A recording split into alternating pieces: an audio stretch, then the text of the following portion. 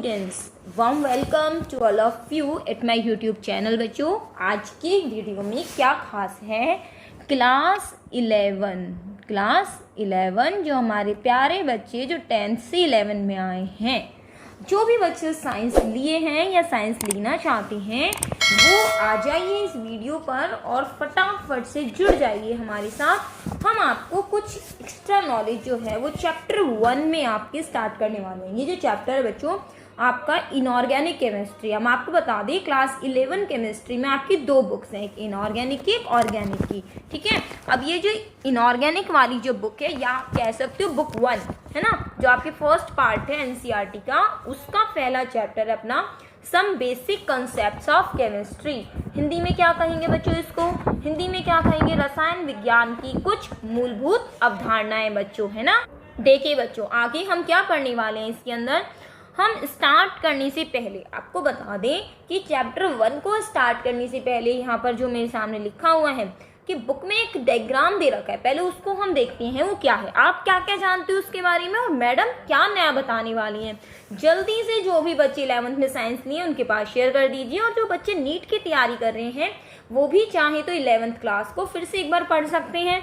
ठीक है, चलिए स्टार्ट कर लेते हैं बच्चों। जरा ये है बच्चों, एक तो चीज़ हमने आपको बता दी बच्चों यहाँ से कि आपकी जो केमिस्ट्री जो होगी बच्चों, इसके 2 पार्ट होंगे 11th क्लास में, पार्ट 1 और पार्ट 2, और उसका ये चैप्टर 1 ले रहे हैं, उसका पार्ट 1 का आपका चैप्टर ले रहे हैं। ठीक है, चलिए ठीक है। अब यहाँ से आपका एक चित्र जो आप देख रहे हैं बच्चों, ये दिखाई दे रहा है, ये जो द्रव्य लिखा हुआ है, द्रव्य का मतलब होता है मैटर, मैटर मतलब पदार्थ, मैटर मतलब क्या होता है बच्चों, पदार्थ। पदार्थ वो चीज होती है जो द्रव्यमान हो जिसके अंदर, और जिसको आयतन घेरती हो, जिसके अंदर कुछ वजन हो और जो कुछ जगह घेरती हो। तो पदार्थ की 3 अवस्थाएं आप पढ़ते हो ज्यादा से ज्यादा, सॉलिड, लिक्विड और ये गैस। अगर हम हवा कहें तो हवा भी एक पदार्थ है जिसका वजन भी होता है और आयतन भी होता है। इससे कोई सेंस नहीं है कि हाँ कि कम है या ज्यादा है। फीलिंग्स जो है हमारी वो किसी पदार्थ में नहीं आएंगी, रोना हंसना जो भी है ना, तो वो किसी पदार्थ में नहीं आएंगे। लेकिन कोई भी चीज है, यहाँ तक कि आग जिसको हम कहेंगे, अग्नि जिसको कहेंगे, वो भी क्या है, पदार्थ का एक रूप है। अब ये जो द्रव्य है वो 2 भागों में बांटा गया है, एक मिश्रण और दूसरा शुद्ध पदार्थ। तो मिश्रण क्या चीज है और शुद्ध पदार्थ क्या चीज है। मिश्रण मतलब कुछ मिलावट हो जिसके अंदर, शुद्ध पदार्थ जिसमें कोई मिलावट नहीं हो। लेकिन हम कैसे पहचानेंगे, क्या हमारे घर में यूज होने वाला जो नमक है वो प्योरली शुद्ध है क्या हम उसको मिश्रण में गिनेंगे या शुद्ध पदार्थ में गिनेंगे। शुद्ध पदार्थ आगे बनता कैसे है वो चीज हम पढ़ेंगे। छोटी छोटी टर्म्स जिसको हम जानते तो हैं लेकिन कहीं ना कहीं गलती कर जाते हैं कि वो चीजें क्या होंगी। जैसे यहाँ सबसे ज्यादा गलती होती है कि कोई तत्व है या यौगिक है। मैंने आपके सामने एल्यूमिनियम लिख दिया, अब ये तत्व है, परमाणु है, अणु है, क्या चीज है, यहाँ हम कंफ्यूज हो जाते हैं। आवर्त सारणी में जो चीज लिखी होती है वो तत्व लिखा होता है। मैं आपके सामने O लिख देती हूँ और आपसे पूछती हूँ बच्चों ये जो O लिखा है, ऑक्सीजन जो लिखा है, अब मुझे थोड़ा सा बता दीजिए ये तत्व है या परमाणु। मैं आपको कहती हूँ 80% बच्चे कंफ्यूज हो जाएंगे।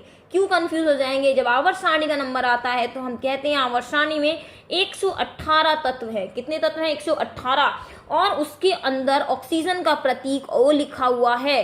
अब इसके अंदर हम O को तत्व कह दूं या परमाणु कह दूं, समझ में नहीं आ रहा। वैसे परमाणु जो है वो परमाणु भी कह सकते हैं, आवर्त सारणी की तरफ जाएं तो वहां पे तत्व O ही लिखा हुआ है, तो O आखिर तत्व है या परमाणु या कुछ भी कहा जा सकता है।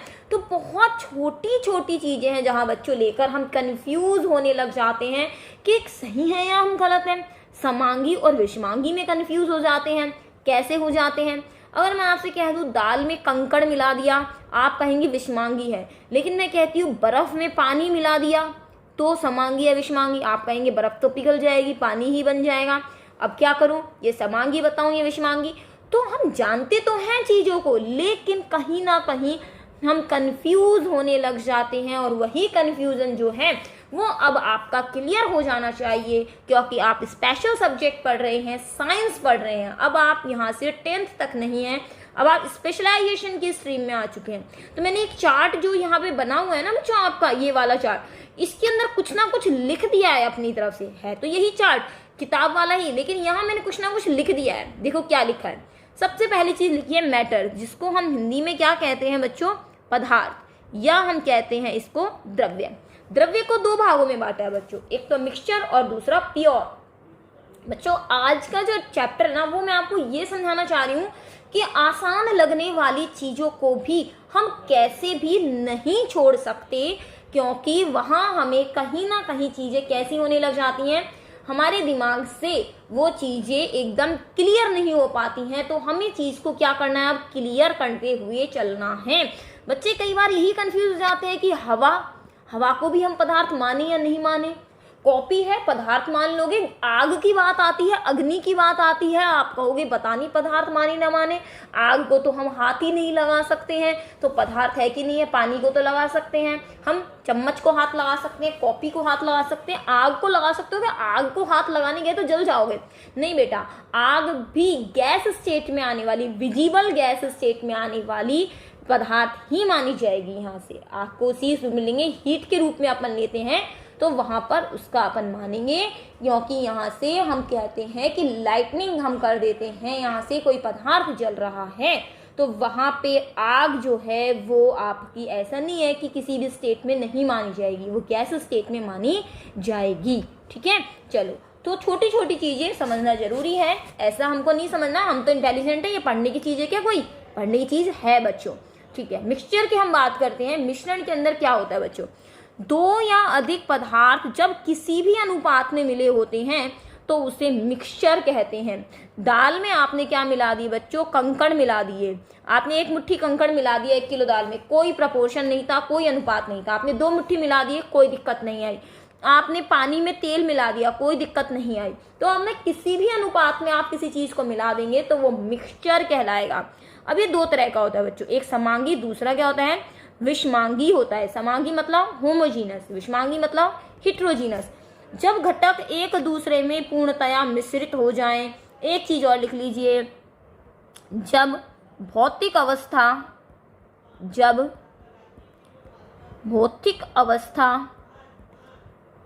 केवल एक हो, मतलब या तो वो ठोस ही दिखाई दे, या फिर वो द्रवी दिखाई दे, या फिर वो गैस ही दिखाई दे, ऐसा नहीं हो कि मिक्सचर दिखाई दे रहा है वहां पे। अब एग्जाम्पल बताएंगे।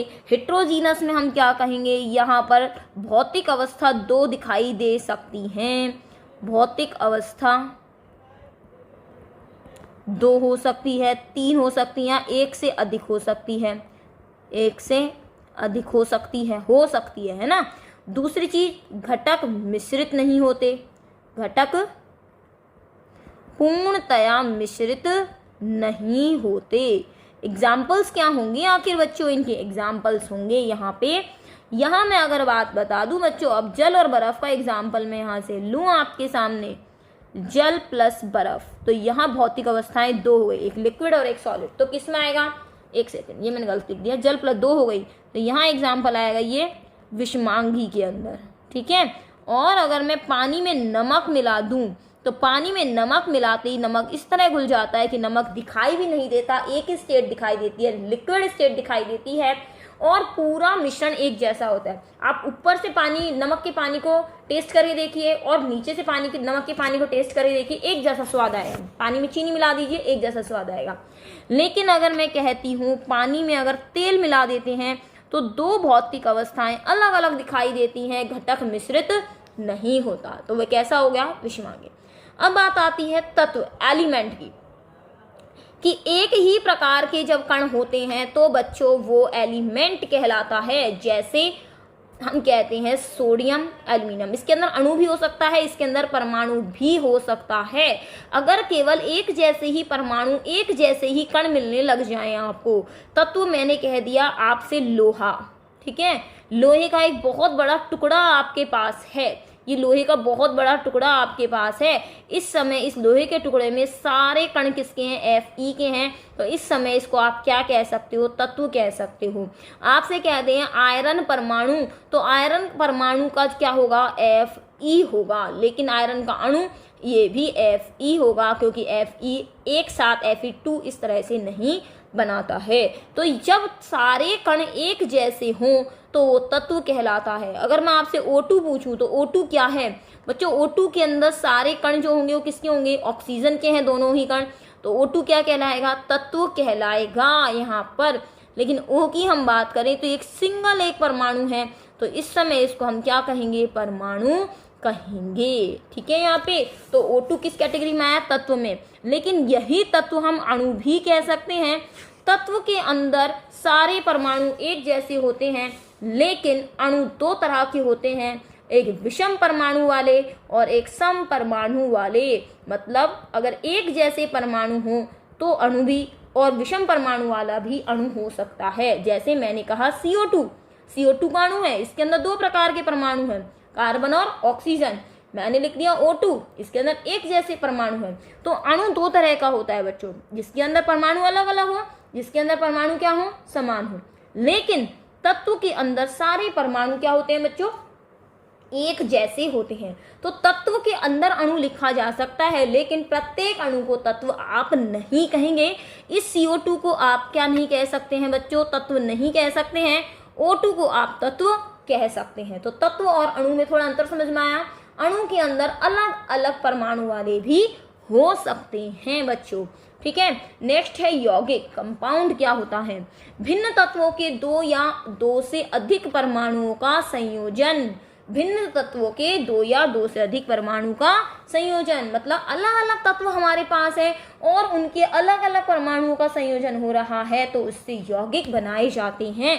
लेकिन एक चीज ध्यान रखिएगा बच्चों, यौगिक में जैसे मैंने कहा यहाँ से NaCl, तो यहाँ पर जो होता है, यहाँ इसका प्रपोर्शन निश्चित होता है कि एक सोडियम का परमाणु एक Cl का परमाणु मिश्रण में, और इसमें यही बात है। ऐसा नहीं है कि दो सोडियम ले लिया और एक Cl ले लिया, नहीं, निश्चित है एक सोडियम और एक Cl ही लेना होगा तो ही यौगिक का निर्माण होता है।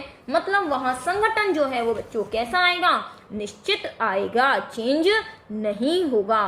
तो यहाँ से तत्व, अणु, परमाणु क्या चीज होती है वो हमने बता दी। एक चीज और क्लियर करूंगी बच्चों, यहाँ से हमने आपको दो तीन चीजें क्लियर करनी है। Cl, Cl2 dash Cl, Cl minus, Cl plus. मैंने क्लोरीन को, इनमें क्या अंतर है बच्चों? यहाँ से जो क्लोरीन है ना Cl, ये तो है आपका एटम। एटम मतलब क्या होता है बच्चों? परमाणु। ठीक है, दूसरी बात Cl2 ये लिखा हुआ है, इसको आप क्या कह सकते हो? अणु। अणु मतलब मॉलिक्यूल कह सकते हो। दूसरा, अगर तत्व की बात आती है तो भी कह सकते हो। और तीसरी बात, अगर क्लोरीन गैस का फॉर्मूला लिखना हो तो क्लोरीन गैस का फॉर्मूला Cl2 लिखोगे। तो Cl2 को क्या क्या लिख सकते हैं? अणु लिख सकते हैं, तत्व लिख सकते हैं। क्लोरीन गैस का फॉर्मूला लिखना है तो इसको लिख सकते हैं। ठीक, अब ये डैश Cl लिखा हुआ है, इसका मतलब क्या है बच्चों? जब भी किसी के आगे डैश लग जाता है तो वो एक समूह बन जाता है। इट मीन्स उसकी संयोजकता, उसकी वैलेंसी खाली होती है। जैसे NO2 के आगे हमने यहाँ पे वैलेंसी खाली है तो हमने H लगा दिया, या Cl की वैलेंसी खाली है तो हमने यहाँ H लगा दिया। ठीक है, तो ये है अपना क्लोरो ग्रुप, मतलब क्लोरो समूह। तो इसका मतलब समझ में आ गया। Cl माइनस को तो आप जानते ही हो, ये क्या है? क्लोराइड है। Cl पे प्लस होगा तो क्या कहेंगे? ये आपके लिए नई चीज है, लिख लीजिए क्लोरोनियम। क्या कहेंगे इसे? क्लोरोनियम। जब भी किसी एटम के ऊपर प्लस लग जाए, जैसे 3-4 आयन लिख देती हूँ, NO2 प्लस, Br प्लस और Cl प्लस तो आपने देख ही लिया, I प्लस, तो इन सब के नाम क्या है? इसका नाम है नाइट्रोनियम। क्या नाम है बच्चों इसका? नियम। देखो सिमिलरिटी देखना, ईयम, ब्रोमोनियम। ईयम लग रहा है कि नहीं लग रहा है? इसको बोल दिया आयोडोनियम। इसका मतलब ईयम वर्ड किसको बताता है? यहाँ पॉजिटिव को बताता है। बच्चों आज की क्लास यहीं फिनिश करते हैं अपन। शेयर करना नहीं भूलेगा। 11th क्लास के जितने भी स्टूडेंट्स हैं उन तक ये क्लास शेयर कर दीजिए। और अगर बच्चा कंपटीशन की तैयारी कर रहा है तो ये 11th क्लास की केमिस्ट्री पढ़ना नीडेबल है। अभी इस क्लास में नीट IIT जैसा कुछ नहीं है, तो मैं सच नहीं कहूँगी नीट IIT वाले पढ़ो इसको। फिर भी लगता है कि मुझे क्लास 11 वाला पढ़ना है, तो बच्चों की मर्जी है अपनी। ठीक है, शेयर करना नहीं भूलिएगा। अधिक से अधिक बच्चों को जोड़िए ताकि हम भी मोटिवेटेड हों आपके लिए बच्चों ज़्यादा से ज़्यादा वीडियो बनाने के लिए। ओके स्टूडेंट्स, चलिए मिलते हैं अपनी नेक्स्ट क्लास में, इंतजार कीजिएगा। Thank you students. और हाँ, हमारा एक टेलीग्राम चैनल भी है, उसको आप सब्सक्राइब कर लीजिएगा, मतलब उस पर ज्वाइन कर लीजिएगा, ताकि हमारा रेगुलर वीडियो की नोटिफिकेशन, इंपॉर्टेंट सूचनाएं जो भी हम डालते हैं वो सीधे वहाँ डाल देते हैं हम। ठीक है स्टूडेंट्स, चलिए स्टूडेंट्स, ओके, बाय बाय।